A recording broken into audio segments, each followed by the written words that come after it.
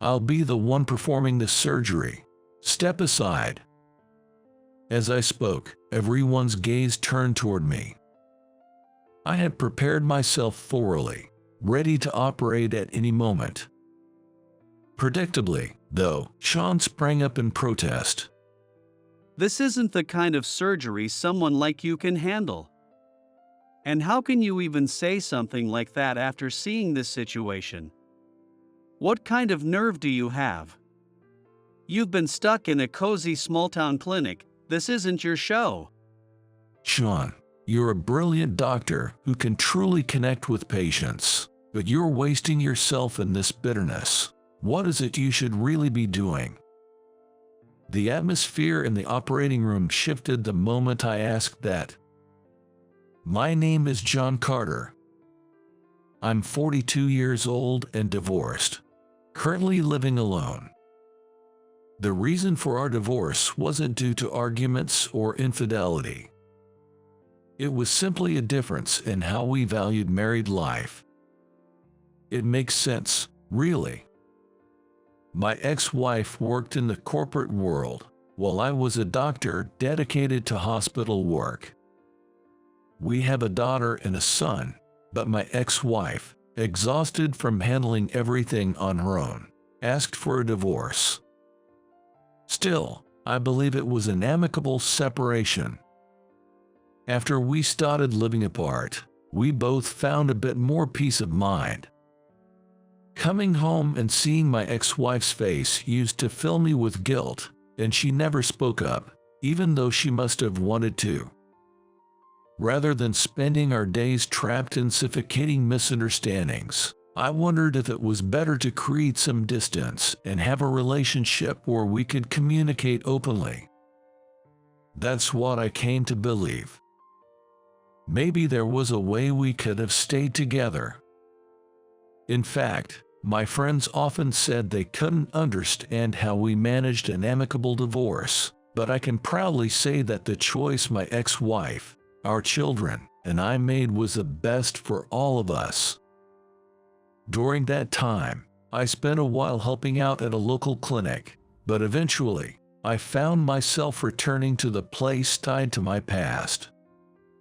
That place was a certain university hospital. John, I'm so glad you're back. It's about time, don't you think? We've been short-staffed and, well, there have been issues. But we're counting on you. I never expected to work here again, but I had made my decision, so I resolved to see it through. With that resolve, I slowly slipped my arms into my white coat. A few weeks after I resumed my duties, I encountered a certain man. Hey, old fart. You're still hanging around here? The one speaking with a sarcastic smile is my colleague, Sean. He is 32 years old, 10 years younger than me, and a relatively young doctor. Despite his age, Sean was a highly skilled physician and a proud graduate at the top of his class from Harvard Medical School. I had observed Sean's consultations and surgeries several times and felt compelled to applaud his work. It was that impressive. Sean was a patient-first doctor. He never missed even the smallest concerns from his patients and responded with great care, even engaging kindly in unrelated small talk when needed. At first, I admired Sean for his dedication despite his youth. However, his kind and compassionate demeanor for patients was just a front. His attitude toward fellow medical staff was cold and harsh. How many times do I have to tell you? This is something I've asked for multiple times already. How long have you even been a nurse? If this job isn't for you, why don't you just quit? A young nurse passed by, her face flushed and on the verge of tears. Sean, your tone was out of line. When I admonished him, Sean's face twisted into an unmistakably annoyed expression. His reputation among the nursing staff was rock bottom. Though only 32, Sean's medical expertise, good looks, and academic background were flawless. But as one flaw, his tendency to nitpick others was a major factor holding back his reputation. I figured that since Sean had always excelled at everything, he couldn't understand the struggles of those who couldn't. Even so, that's no excuse for acting the way he does. The nurse he scolded just now looked to be in her mid-20s. She wasn't a rookie, but she wasn't a veteran either. She was somewhere in between. People aren't perfect, and even Sean is bound to make mistakes. If she only had 2 or 3 years of experience, Sean should have taken this as a chance to mentor her. That's what a senior colleague ought to do. But Sean didn't seem to think that way. Mistakes are absolutely unforgivable in the medical field. Even if it's just one of several errors to us, for the patient, it's a life-altering issue. How could you not understand that? Typical behavior for someone who came from a rural clinic. Sean smirked and swirled his white coat like a cape as he left. He wasn't wrong. We can afford to make mistakes.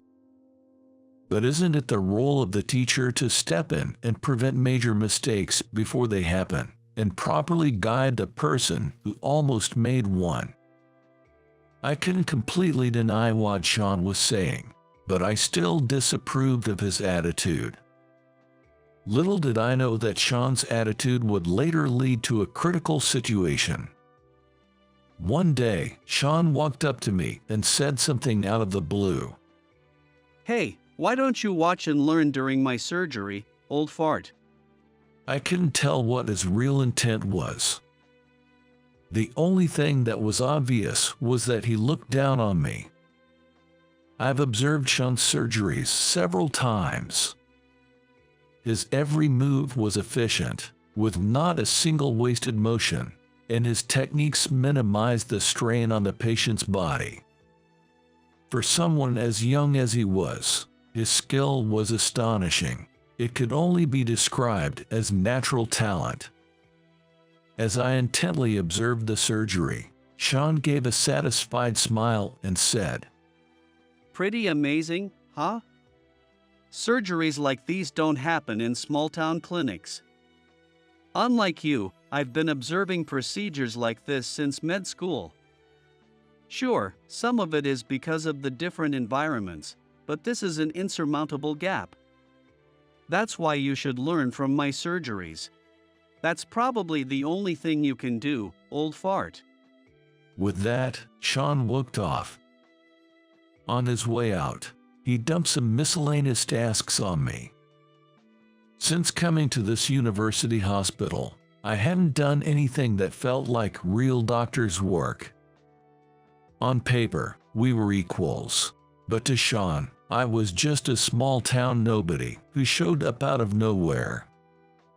He seemed to think that unless he gave me instructions, I wouldn't be able to move on my own. One of the nurses, Mary, who had witnessed the scene, spoke up. Og, Sean can be such a pain. Does he think you're an intern or med student or something? Every time I assist during his surgeries, he gets upset over the smallest things. The other day, a new OR nurse mixed up a hemostat and a Kutcher clamp. He only clicked his tongue during the surgery, but afterward, there was a full-blown lecture. Oh, sorry, I didn't mean to rant. Mary gave me a brief apology and quickly ran off, saying she had afternoon duties to attend to. That was the unfiltered opinion of someone who works with Sean.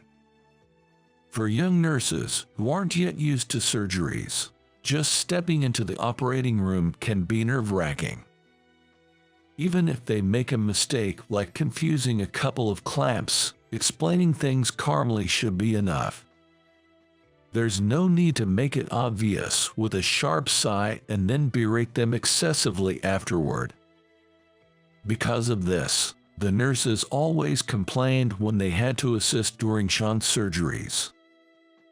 They said he nitpicked over everything and shifted blame when things didn't go his way. However, as you can see, Sean is entirely patient first, earning overwhelming support from patients, with no shortage of people requesting him for their surgeries. The nurses and other surgical staff couldn't refuse to participate just because they disliked Sean, so they reluctantly joined in. The atmosphere was noticeably different during Sean's surgeries. I'd observed other surgeons at work a few times, and everything felt smooth and cooperative when it wasn't Sean. Even the newer staff looked relaxed and made no mistakes during those procedures. In other words, Sean's unnecessary pressure was creating a vicious cycle of errors. However, Sean, with his pride, didn't seem to think he was at fault at all and believed that the blame lay solely with the person who made the mistake. A few days later, as Sean had suggested, I found myself observing another one of his surgeries. Hey, you! When will you be ready? The patient may be under anesthesia, but that doesn't mean there's no strain on their body. Hurry up. As usual, Sean's angry shouts echoed through the room. I'd been watching from the start, and no one seemed to be doing anything particularly wrong. If anything, the only issue was that a new nurse, who was Mary's junior, seemed a bit flustered. However, she was still inexperienced as a nurse and was likely just nervous because Sean was the lead surgeon. There were no other noticeable issues. Yet to Sean, even that was something to criticize, and he started grumbling complaints. I thought to myself, if you have time to lecture, just get on with the surgery already, but I kept those words to myself. Finally, the surgery began, and everything seemed to be going smoothly. Despite the procedure being relatively complex, Sean's movements were precise, without any hesitation. I watched with a sense of relief, until the unthinkable happened. The patient's vitals suddenly became unstable. The anesthesiologist immediately stepped in, and Sean shifted gears to try to handle it. But the situation kept getting worse. Sean, this is bad. We need to call the chief of surgery immediately. Shut up. I can handle this. Don't you dare give orders to me. You're just a nurse, and I'm the doctor. This was bad. That thought flashed through my mind instinctively. While Sean's skills were undoubtedly top-notch, it seemed he had never encountered a situation like this before. He was panicking badly. Sweat beaded on his forehead, and no matter how much he wiped it away, more kept dripping down. The assistant surgeon, a junior doctor who had just finished their residency, was clearly lost and had no idea how to respond. Just as Mary suggested, calling the chief of surgery immediately and switching to an emergency operation was the right call. Fortunately, during the pre-op conference, this scenario had been considered, and the chief of surgery had stayed on standby, just in case. That's why handing things over to the chief of surgery would be the best choice for the patient. But Sean didn't do that. Sean, enough. If this keeps up, this patient's life is at risk. Mary shouted in frustration. She was the most senior and experienced nurse in the room, and she must have realized that if she didn't speak up, no one else would. The assistant surgeon looked utterly confused, unsure of what to do. I thought it over. If I stepped in now, it could cause chaos. If they handed the scalpel to an unknown doctor who came from some small town clinic, any mistake, no matter how small, could lead to disaster. Those thoughts kept swirling in my head, But then a memory from my past resurfaced. That cursed incident was the very reason I had to leave this university hospital. It happened when I was 32, the same age Sean is now. Back then, I was hailed as a rising star, having graduated at the top of my class. I never sought out that kind of recognition, but being a top graduate followed me everywhere, both as a blessing and a curse. My peers would say things like, "We're counting on you," but my superiors didn't view me favorably. Even though I wasn't being cocky, they whispered behind my back and fed baseless rumors about me to patients. It seemed like they were trying to hinder my work and make me stumble. Just as they had hoped, I ended up making a catastrophic mistake that almost cost me everything. In the end, the chief of surgery at the time stepped in and saved a patient, but it was a close call that could have cost a life. The incident was settled out of court, but my confidence as a doctor was shattered. I was set up. The doctors who hated me orchestrated it all. Even though people knew the truth, no one could speak up due to the power dynamics, and I ended up leaving the hospital. After that, I used a connection to work at a small town clinic, where I met my ex-wife, got married, and was blessed with children. In that quiet town, where more than half the population were seniors, I assisted the elderly head doctor and immersed myself in my work. Looking back, I realize I had been living in a comfort zone, but that was how I slowly regained my self-esteem. However, after my divorce and returning to this hospital, those memories from back then came flooding back vividly. Sean and I were alike. That realization made me unable to sit still any longer. "I'll take over. Step aside." All eyes in the room turned toward me. I was fully prepared to perform the surgery at any moment. As expected, Sean immediately lashed out. This isn't a surgery someone like you can handle. And how can you even say that, seeing this situation? What kind of nerve do you have? You're just some doctor from a cozy small-town clinic. Stay out of this. Sean's words stopped there. The chief of surgery was notified, and he said if John is there, he wants John to take over. What? Not only Sean, but everyone else looked shocked and turned to stare at me again. I made eye contact with the anesthesiologist and gave a slight nod. If this pointless argument dragged on any longer, the patient could suffer permanent damage. That was something I absolutely couldn't allow. Sean seemed too shaken to resist when I gently placed my hand on his shoulder and he stepped back. He slowly took in the scene and realized that this situation was beyond what he could handle. "I'm switching this to an emergency procedure. The chief of surgery has authorized me to lead. Sean, you'll be the primary assistant. You, please act as the second assistant."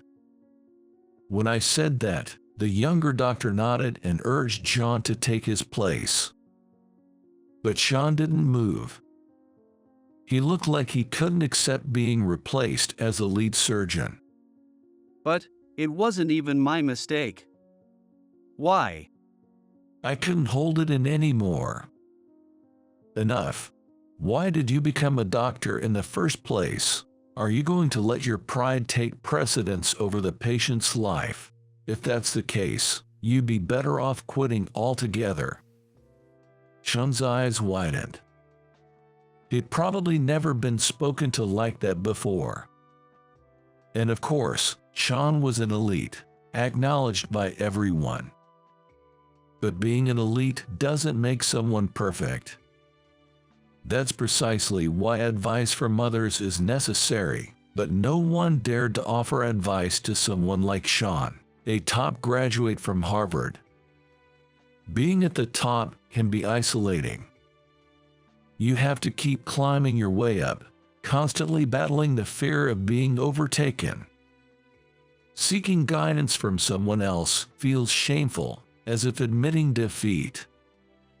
I had secretly felt that way when I was younger, too.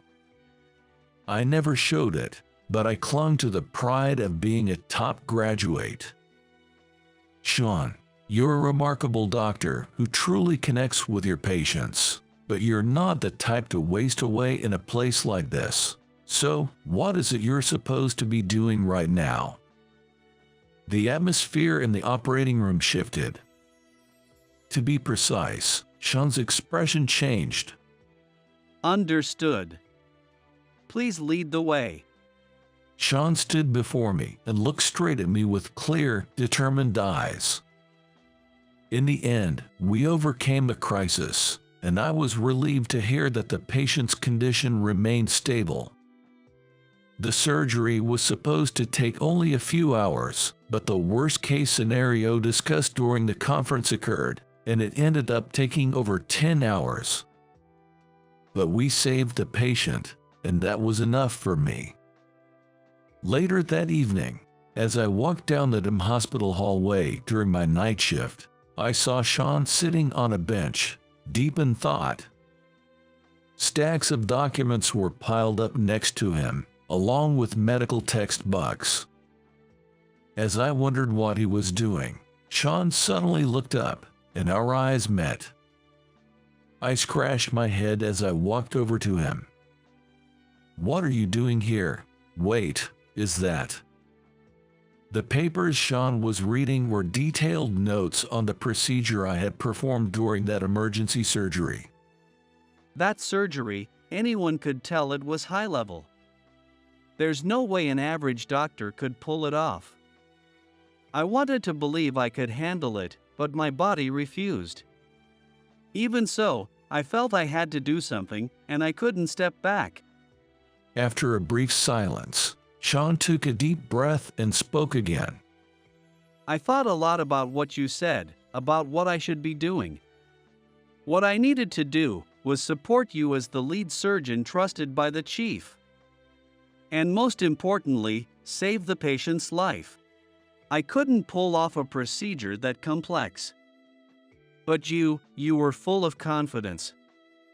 That's why I decided I had to entrust it to you. "So, is that why we're studying the procedure now?" Sean nodded slightly. Even as he assisted me during that surgery, he had been carefully observing every move of my scalpel. Sean must have been trying to carefully observe and learn from what I was doing. At the same time, he gave precise instructions to the young doctor serving as a second assistant and reassured the nurses when they began to panic and almost made mistakes. In that brief moment, it was as though Sean had been freed from something. He seemed like a completely different person. The entire hospital was abuzz with talk about the incident. I found it strange as well. It's not normal for someone to change so dramatically in an instant. It's nearly impossible to change someone's personality in an instant. If that were possible, no one would struggle with relationships. There was only one possible explanation. "Why did you act that way? Isn't your true self the one I saw when you stood by my side as my assistant that day?" Sean said nothing in response to my words. A few days later, I was called to the chief of surgery's office. "I'd like you to keep an eye on Sean for a while."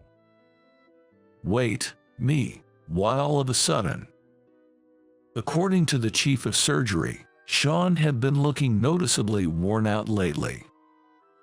His consultations were as smooth as ever, and patients still adored him, but many people remarked that he seemed to have lost his spark. The chief explained that Sean's skills were exceptional, too exceptional to let him fade away or leave the hospital entirely. The chief suggested that Sean take some time away from the university hospital and work at the same small-town clinic where I'd spent nearly a decade. I wondered if someone as prideful as Sean would accept that suggestion, but to my surprise, his response was simple. I'd been worried about my grandmother who lives in that town. This is a good opportunity to check in on her. I'd been thinking of all kinds of ways to convince Sean to go, but it turned out I didn't need to. A month later, after making all the necessary arrangements, we set out for the town where I'd spent almost 10 years. After a few hours on the train, Sean took a deep breath as he looked at the townscape and said, This place really hasn't changed, it's still so empty. But somehow, it's kind of calming. From there, we took a taxi to the clinic, and during the ride, Sean began quietly sharing his thoughts, little by little. I'm not a great person. I'm more competitive than anyone else, but I'd never once beaten my brother, the one person I wanted to surpass the most. My brother graduated as the salutatorian from med school. My only win over him was graduating at the top of my class at Harvard. But we were in completely different leagues to begin with. Aside from that, I've never beaten him at anything. I tried to be perfect, pretending to be a better doctor than him just so I could be more popular with patients. And that led to this mess. Hearing the self-deprecation in Sean's voice, I was sure of one thing. I get it. I had my own wall I wanted to overcome, but I struggled for years, especially against your brother, Kevin. He was my greatest rival. Even though I graduated at the top, I could never match his charisma. I had casually mentioned something shocking to Sean, which is probably why he looked so surprised. He blinked rapidly and stared at me. I'd graduated at the top of a prestigious med school. But that was merely a simple fact. Graduating at the top doesn't suddenly make you a superhero.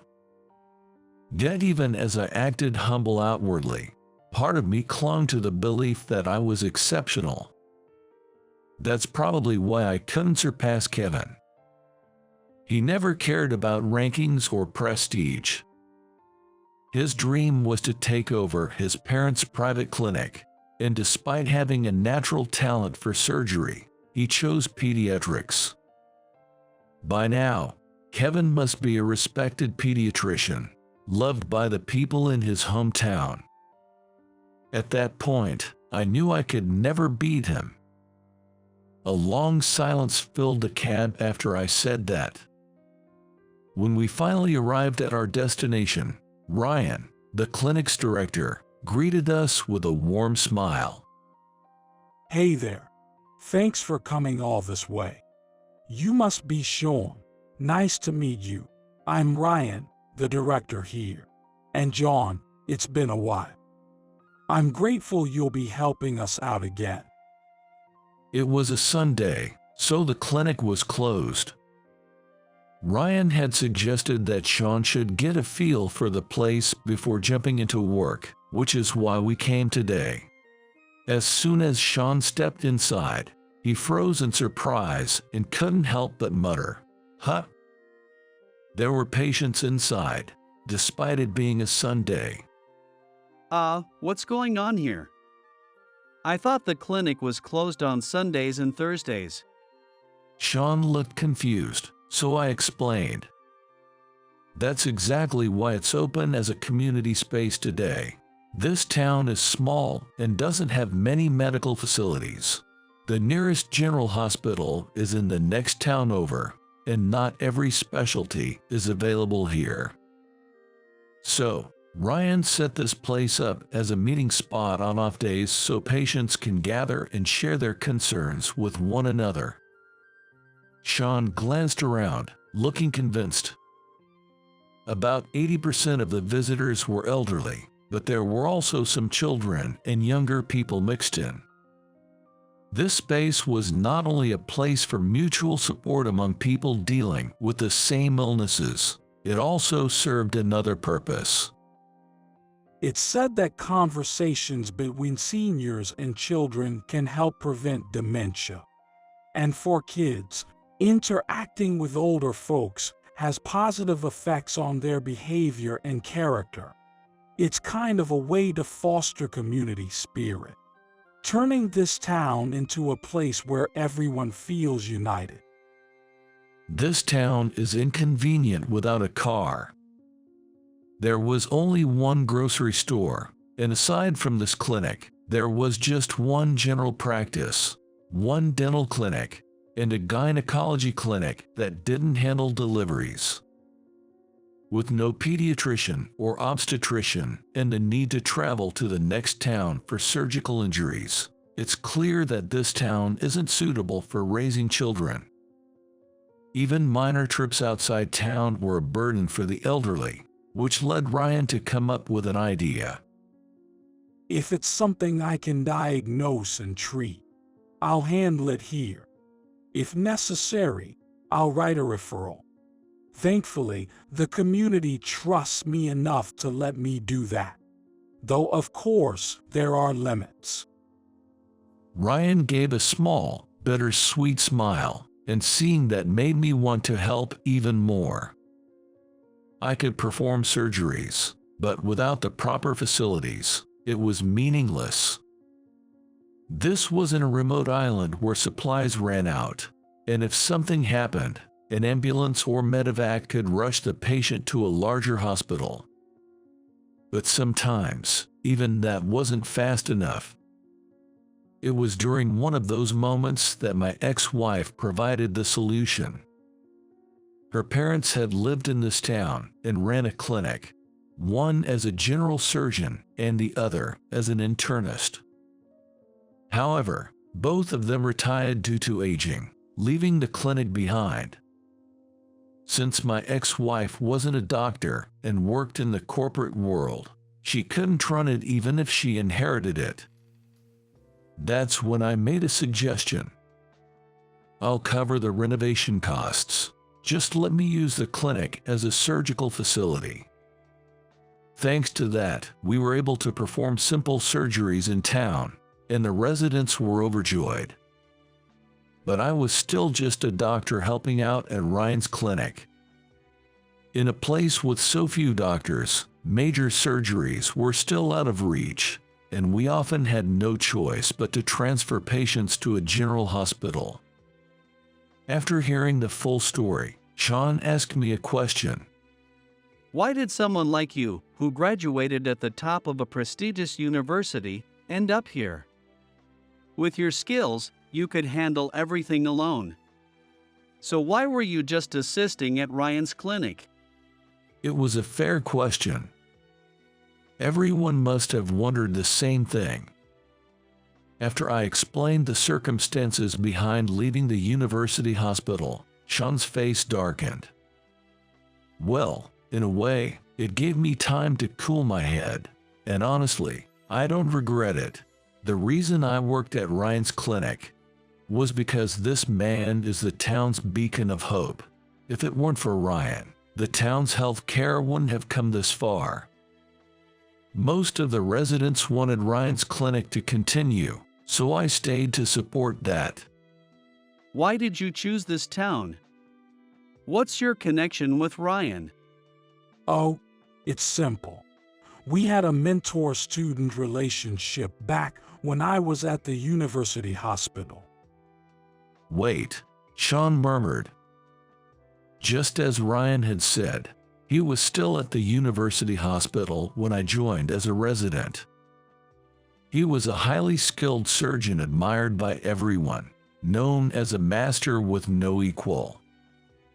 But one day, Ryan disappeared without warning. It was after the incident I faced that I heard Ryan was dedicating himself to improving health care in the town where he was born and raised. At that time, the chief of surgery, who wasn't yet the department head, told me this. If anyone can understand and help you heal, it's him. You've been through a lot. I believe in you. So make sure you come back. Encouraged by those words, I left the university hospital and followed Ryan to this town. The time I spent here was some of the happiest and most fulfilling days of my life. This town became my second home. 6 months have passed since Sean came to this town. Sean, who once had a bit of a sharp edge to his personality, now seems much more rounded and approachable. He'd always been patient first, but now it felt like he had taken that to the next level. Now, Shelley, this is how you do it. Oh, hey, Joseph. Don't run, or you'll trip. It's Sunday. The clinic is closed, but Sean is here as a volunteer, chatting with the townspeople. Sean's handsome appearance and his understanding of kids, likely thanks to being the son of a pediatrician, made him a hit with the kids and their parents. The local moms adored him, and the dads, determined not to be outdone, had started helping out more with housework and childcare, sparking buzz throughout the community. Despite all the praise Sean had received, he himself admitted that he had grown a lot in this town. The people here are so warm and cheerful. I think I finally understand why my grandmother chose to spend the rest of her life here. John, thank you for giving me this opportunity. And for introducing me to Ryan, I'm grateful. Since coming to this town, I've had the chance to really think about what it means to be a doctor. As Sean said that with a smile, he looked full of confidence. It wasn't the kind born from arrogance, but rather a genuine radiance from deep within his heart. But where there are meetings, there are also farewells. Sean was still officially a part of the university hospital, so he would eventually have to return.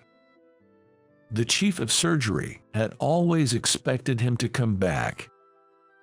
I also went to Ryan's clinic with the intention of returning, but it took me 10 years to go back. What happened at the university hospital was that shocking for me. But Sean was different. Before his wounds could cut too deep, he found a way to view himself objectively and recover quickly. His skills were undeniable. Seeing him now, I knew any hospital would jump at the chance to have him. As I thought that, I heard footsteps approaching. Sean turned and froze in shock. Why is my brother here? Mary called him. Upon hearing those words, Sean froze, looking even more confused. But Kevin, his brother, looked at him with a gentle gaze. Kevin spoke slowly. Mary reached out to me. She said, "My brother-in-law is working hard to pull himself back up. So go check on him." Wait, brother-in-law? You mean Mary is? I had only recently learned that myself. That strong-willed Nurse Mary, though younger than us, was a responsible and capable person. Somehow, she and Kevin had been in a relationship and had just recently gotten married. We were both so busy with work that we kept missing the right timing. But Mary told me this: "I'm not marrying you until I see your brother become the amazing doctor he's meant to be." Mary said that. I always thought she couldn't stand me. She was always scolding me, and I wasn't any better to her. I thought she hated me. It was true. Sean and Mary had often argued. But since Mary knew that Sean was her partner's younger brother, she couldn't just ignore him. Would a nurse ever directly confront an arrogant doctor? It's quite rare. And even if it does happen, It's usually in cases where they already know each other. Even so, the reason Mary confronted Sean so earnestly might have been her sisterly concern for her brother-in-law. Mary might be blunt, but she'd never give up on someone. She's got a kind heart. She said she knew you weren't arrogant, Sean. She saw how kind, sensitive, and determined you really are.